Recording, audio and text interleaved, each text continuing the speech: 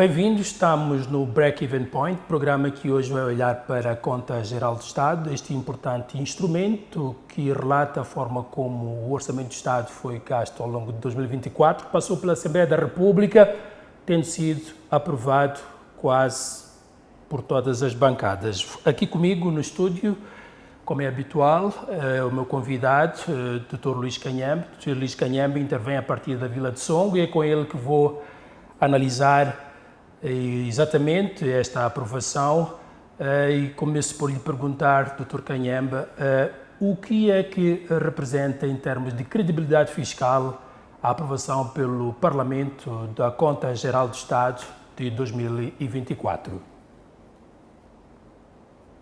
Boa noite a todos, especialmente a si e aqueles que nos acompanham virtualmente ou então por via tanto do canal MBC formal, tanto por via das televisões.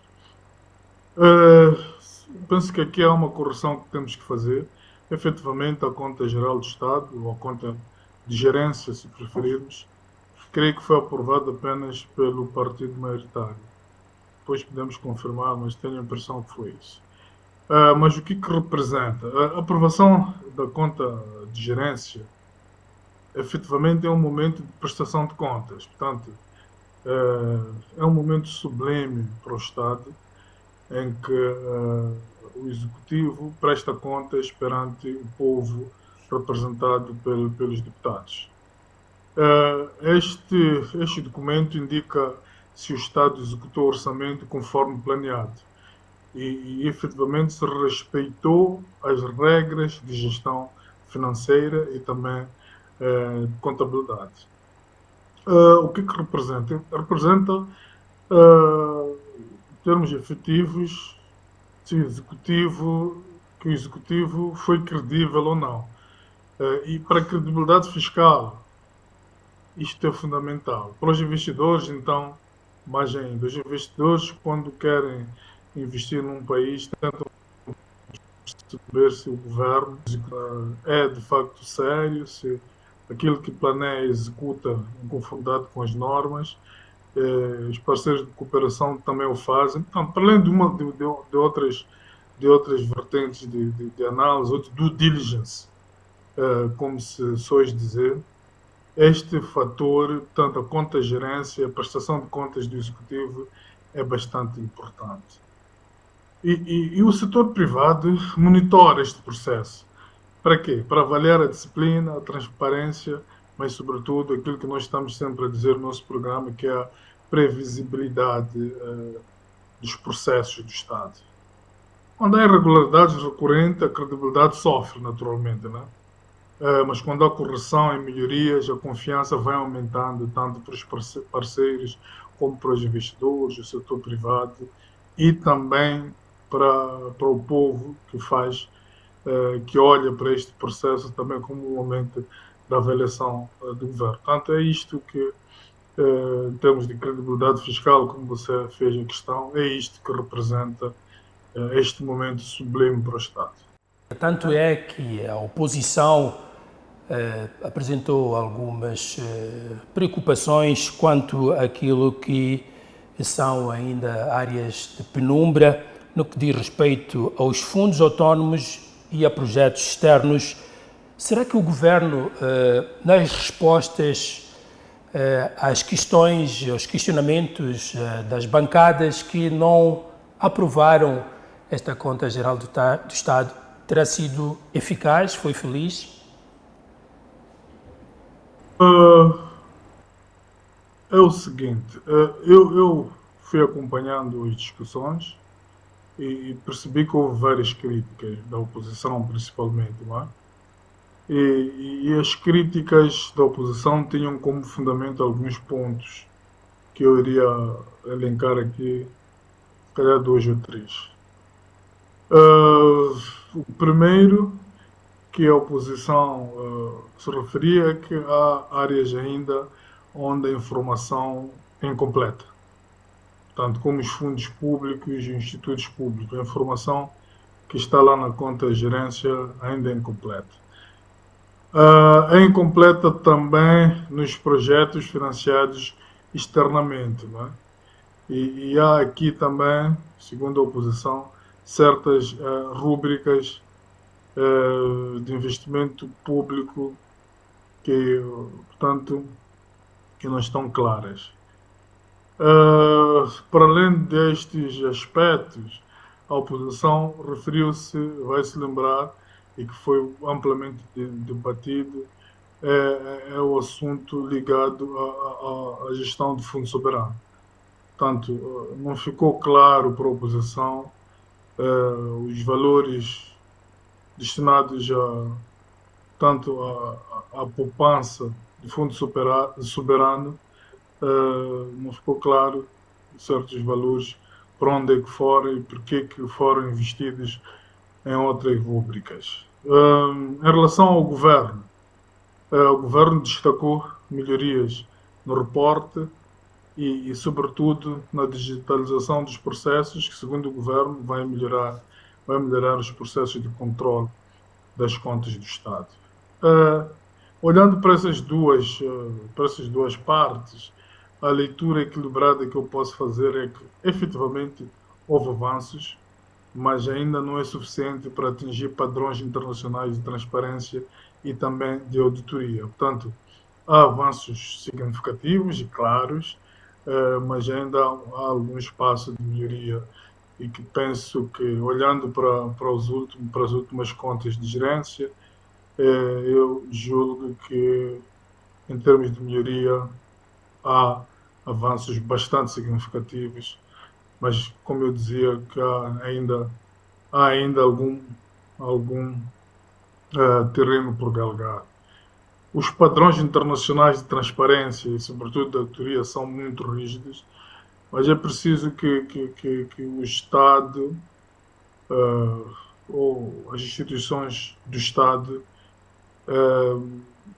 formem-se ainda mais nesses aspectos. Felizmente, o Tribunal Administrativo parece-me que está cada vez melhor, mas é preciso que as outras instituições melhorem a sua abordagem e, sobretudo, quero aqui dizer, sobretudo, o Parlamento. Não é? Houve algumas análises feitas no Parlamento que não tinham absolutamente nada a ver com o rigor que se pretende quando se analisa a conta de gerência. Portanto, é preciso formação do lado de quem critica, principalmente de quem analisa, dos parlamentares, sobretudo, mas naturalmente também de quem faz este controle, falando do Tribunal Administrativo, mas também, sem margem para dúvida, de quem trabalha com as contas tanto nas instituições do Estado. Há ali alguma fragilidade que merece formação. E a formação é contínua, né? O país vai desenvolvendo e com isso as pessoas, os técnicos também vão melhorando, vão aprimorando a sua capacidade e qualidade de análise. Soutor, até que ponto a execução orçamental reflete as prioridades aprovadas no orçamento? Houve sinais de desvios justificáveis ou então há aí alguma improvisação naquilo que foi a alocação dos recursos? Bom, é uma boa questão. Eu senti, pessoalmente, que há coerência em algumas áreas prioritárias. Portanto, desenvolveu-se muito a capacidade e o rigor em áreas como rigor de análise, mas, sobretudo, no trabalho de prestação de contas em algumas áreas como saúde, educação e também salários. Eu penso que isto deveu-se fundamentalmente, sobretudo nos salários, fundamentalmente na melhoria dos serviços do SISTAF. Portanto, a automação dos pagamentos de salários, sobretudo, melhorou muito. E também nessas áreas como saúde e educação, julgo que aqui é por causa, nessas duas áreas de saúde e educação, julgo que é por causa do financiamento de instituições como o Banco Mundial. Elas têm um rigor que todos nós reconhecemos, penso que aí há alguma coerência e, e os resultados que vi da conta de gerência foram bastante interessantes. No entanto, surgem divergências importantes noutras rúbricas, principalmente em despesas de funcionamento e execução de alguns projetos de investimento que ficaram abaixo do planeado, né? Vê-se alguns números planeados muito acima daquilo que foi executado. Agora, em relação aos desvios, eu acho que alguns desvios até justificam-se. Houve desvios, sim senhores, ficou claro, não foi segredo para ninguém, mas eu julgo que alguns desvios justificam-se pelo contexto econômico, não é? Vai-se lembrar que nós tivemos problemas ligados à questão cambial, por exemplo, choques externos, como a questão da guerra na Ucrânia, Rússia, portanto, impactou em algum momento na nossa economia, a saída dos Estados Unidos em alguns projetos. Bom, portanto, alguns desvios justificam-se neste contexto macroeconómico, mas também, isso temos que dizer, outros desvios revelam fragilidade no planeamento e na capacidade de execução. É disso que estávamos a falar na pergunta que me fez anteriormente, e era por isso que eu dizia que é preciso formação contínua aos técnicos que tratam dessa matéria nas instituições. Sr. Doutor, o Tribunal Administrativo apresentou recomendações importantes. O que é que isso sinaliza? Que o Governo restou melhorias progressivas no cumprimento vamos lá, da execução do orçamento, ou então estamos perante uma situação de erros difíceis de sanar? Não, erros difíceis de sanar, se calhar não, né? Vamos lá ver. De facto, houve várias irregularidades apontadas pelo Tribunal Administrativo. Até mostrou que há ali algumas irregularidades e algumas delas repetem-se ao longo dos anos. Está-se a falar de quê? De regularizações tardias, por exemplo, algumas contratações sem concurso, despesas sem que houvesse, por exemplo, cabimento orçamental e também fraco controle interno, por um lado, isto, não é? Ficou evidente e estas irregularidades não são insanáveis, são claramente sanáveis. Por exemplo, regularizações tardias. Portanto, executa-se a atividade e as faturas e os relatórios vêm muito depois. Isso é sanável, é uma questão de rigor, é uma questão de incutir nos funcionários públicos que isto é preciso, que as atividades, em princípio, nem deviam ser regularizadas, deviam ser planeadas portanto, os processos corriam por si só. É sanável. Mas já também avanços, sobretudo avanços na modernização dos sistemas. Lembra-se que falei do SISTAF. O SISTAF é um bom exemplo de algum avanço na função pública, né?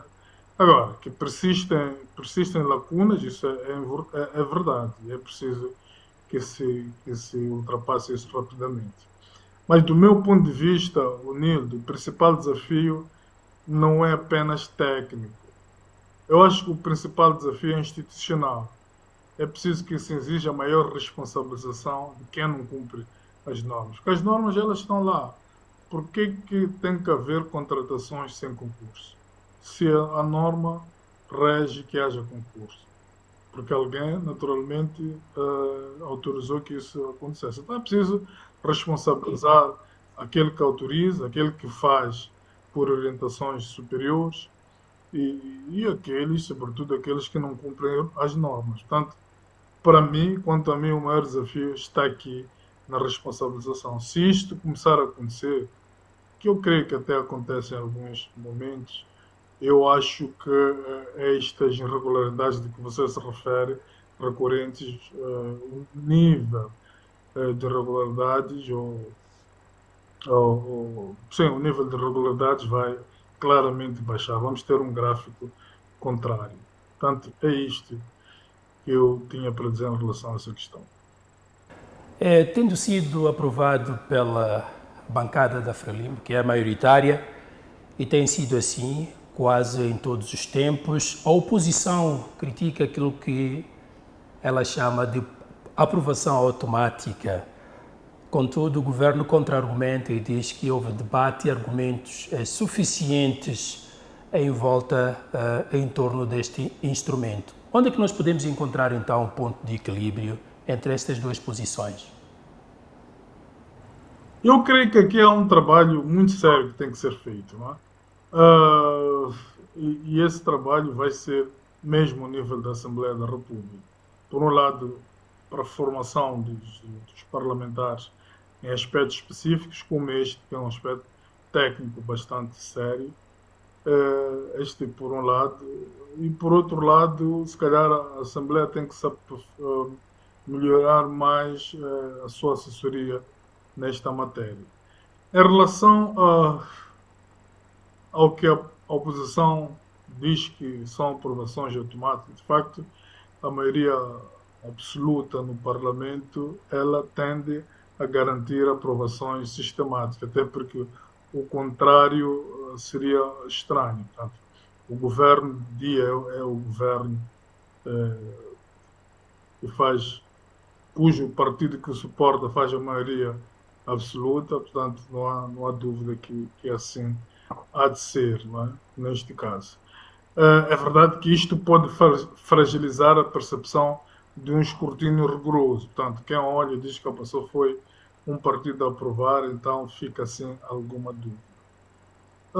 Mas, por outro lado, a oposição também está frágil. Não é? Vamos lá, temos de ser sérios e honestos. Se formos a ver as questões levantadas pela oposição, era tendencialmente a politizar as questões técnicas.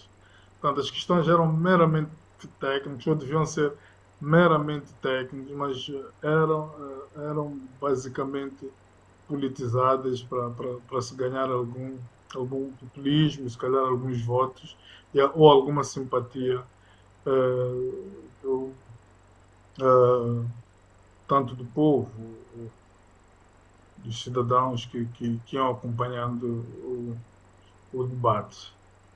Eu acho que o equilíbrio ideal passaria por debates mais técnicos nas comissões. E as audições devia-se aprofundar um pouco mais as matérias. Era preciso que as comissões técnicas chamassem as instituições relevantes e, e aprofundassem antes de irem para o Parlamento. Eu percebo que este Parlamento ainda é muito novo, percebeu-se o exercício da Presidente da Assembleia que ia fazendo para ir buscar um pouco mais de questões sérias e que pudessem estar ao nível deste debate, mas infelizmente isso aconteceu muito pouco. Não é?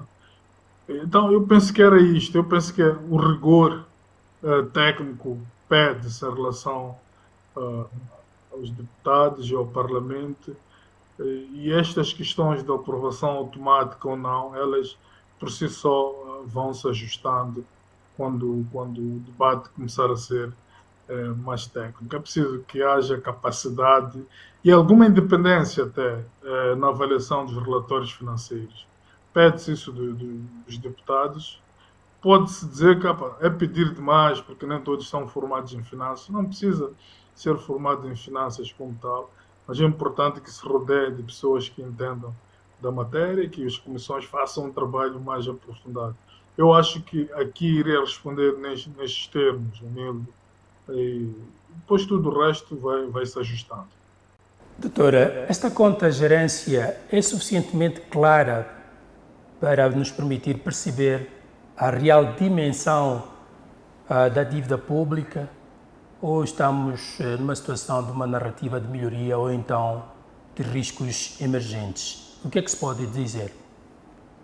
Bem, a conta geral do Estado ou a conta gerência ajuda-nos a clarificar parte da dívida, não há dúvida nenhuma. Para quem leu esta conta geral do Estado vai se aperceber disso. Mas ainda não cabe toda a dimensão dos atrasos, por exemplo, não é?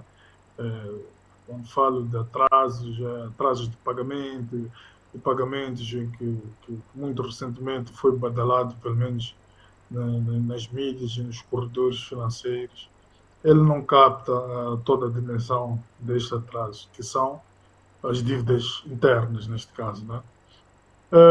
Sobretudo as dívidas não reportadas por algumas entidades e empresas públicas. Agora, é verdade que há sinais de melhoria, como, por exemplo, o pagamento recente de parte dos atrasos dos fornecedores. Ela é captada uma parte nesta conta geral do Estado, mas devo dizer que os riscos permanecem elevados. Eu não me apercebi disso na conta geral do Estado. Portanto, sabemos, por exemplo, que a dívida é crescente, mas não encontramos lá a dimensão da dívida. Fala-se, por exemplo, de uma dívida interna quase a 90%. Isso não vimos na conta geral do Estado. Ela não capta, né? E outros riscos, como por exemplo as pressões fiscais e a grande dependência das receitas voláteis, ele também não consegue captar. Mas seja como for, o essencial está lá. O essencial que são as despesas de funcionamento, as despesas de investimento e tal, ele está lá e penso que é uma questão de tempo para ir se melhorando cada vez mais. A coisa mais interessante que está lá e que é aí onde se tira o chapéu a esta conta geral é o relatório do Tribunal Administrativo, né, que é uma espécie de fiscal. Esse me parece que mostra a grande evolução desta instituição e a tendência de transparência do Estado. Portanto, quando a gente olha para as instituições, olhamos para o Executivo, que fez o relatório, que vai melhorando.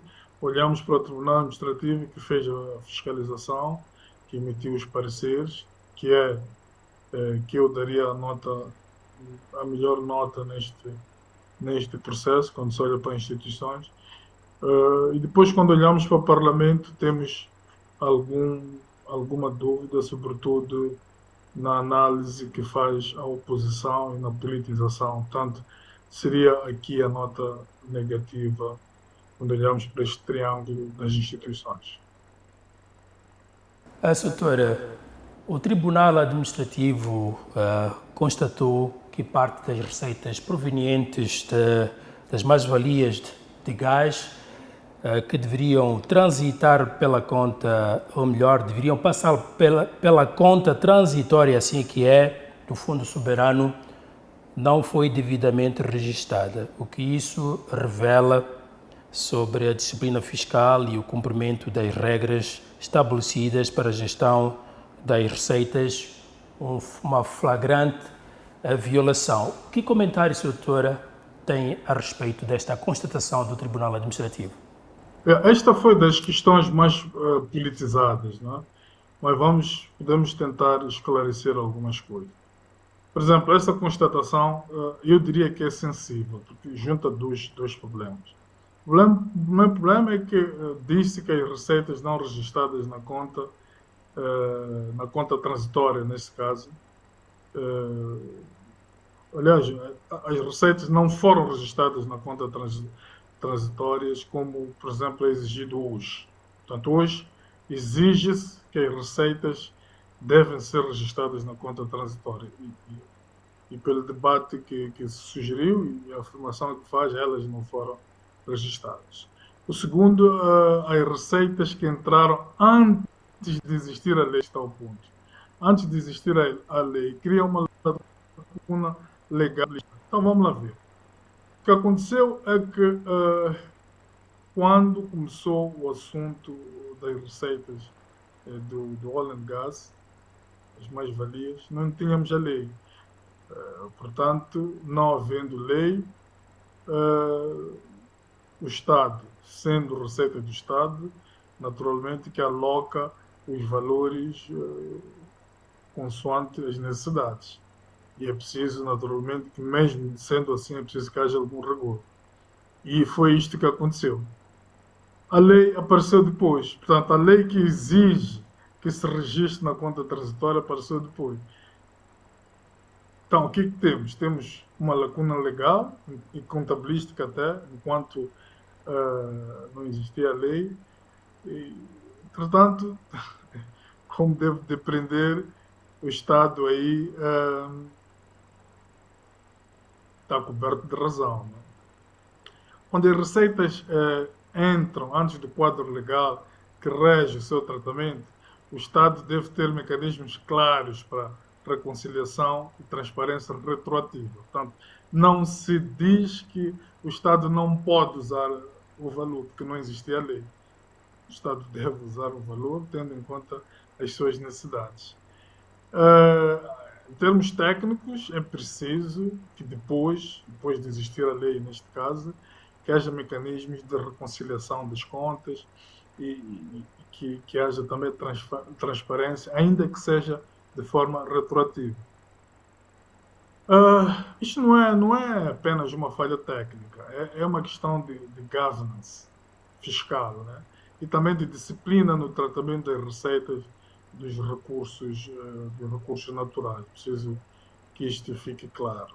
Em princípio, antes mesmo, antes mesmo do processo das receitas entrarem, Fundo Soberano, era preciso que existisse a lei. Portanto, é desta falha técnica, é desta lacuna legal de que eu estou aqui a falar. Não existia essa lei, portanto, não existindo a lei, não há culpado, não há crime. Né? Quando não existe a lei, naturalmente que não há crime. Agora, para credibilizar o futuro, o Fundo Soberano, é fundamental clarificar publicamente a cronologia e montantes dessas receitas, né? Não, dessas receitas. Será preciso, quando chegar à altura, que se proceda a auditorias internas e que se corrige, que haja uma correção de eventuais inconsistências como esta, não é? Portanto, é preciso também que se garanta que daqui para frente todas as receitas entram rigorosamente no circuito definido pela lei. Em relação a este caso específico, o Nildo, voltando à sua questão, é que não há razão para politizar isto. Há espaço para melhoria, os processos estão a começar. Penso que há claramente espaço para que haja melhoria, mas há sobretudo, deve haver, aliás, deve haver clarificação dos processos. Não é? Antes mesmo disto ser ditado pelo Tribunal Administrativo, era preciso que se viesse ao público e que se falasse destas mais-valias e que se explicasse como é que seria o processo da utilização desses fundos. Portanto, é isto que nós temos a dizer em relação a essa questão. Doutor, o tempo já não perdoa, contudo, temos espaço ainda para mais uma questão. No seu ponto de vista, onde é que se registram melhorias mais concretas na gestão fiscal e onde é que acha que persistem ainda desafios e que necessitam de reformas urgentes? Já tinha dito, em relação às melhorias, eu acho que a modernização do ICE-Staff é das melhorias mais candentes. Portanto, a digitalização dos processos foi claramente, e ligada ao ICE-Staff, foi claramente uma melhoria assinalável, porque mostrou um maior rigor na execução das despesas correntes e também das receitas. E isto é evidente, sobretudo, no pagamento dos salários dos funcionários públicos e também os agentes do Estado. Mas creio que ainda persistem algumas fragilidades. E a maior fragilidade daquilo que eu percebi nesta conta geral do Estado, ou nesta conta gerência, é o procurement público. O procurement público ainda está frágil. Né? E duas outras, julgo que os projetos inacabados, já ali no documento muitos projetos inacabados. Isso, um projeto tem que começar e tem que terminar. E não faz sentido nenhum que haja investimentos em projetos que depois não terminam. E a terceira que eu queria destacar é a falta de avaliação do impacto. Portanto, se você tem um plano e orçamento, no fim, com investimento, com valores para o funcionamento, etc. No fim, é preciso que haja uma avaliação do impacto. E isto é daquelas fragilidades que nós detectamos na Conta Geral do Estado. A outra área fraca é a integração das empresas públicas e os fundos autónomos na disciplina orçamental. Isso também representa um risco fiscal significativo. Temos cada vez mais fundos autónomos, institutos, etc. É preciso que haja essa integração também na conta gerência. Portanto, acho que é isto em termos de melhoria, a digitalização dos processos e os staff, e depois em termos de fragilidades, como faz a questão, é muito bem, é o procurement e os projetos inacabados, também esta questão da falta de rigor na avaliação dos impactos dos nossos planos e orçamentos. Há espaço para mais uma, e é mesmo para terminar. Do ponto de vista político, a aprovação reforça a confiança no Executivo ou então legitima as críticas da oposição sobre fragilidades na gestão do orçamento? Isto depende muito da perspectiva, Nildo. Depende muito da perspectiva.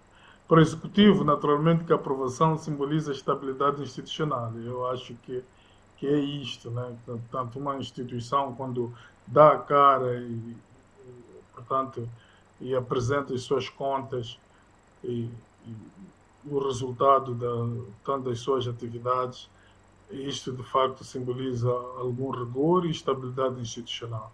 Agora, naturalmente, que para a oposição reforça a ideia de que a fiscalização ainda não é suficiente, né?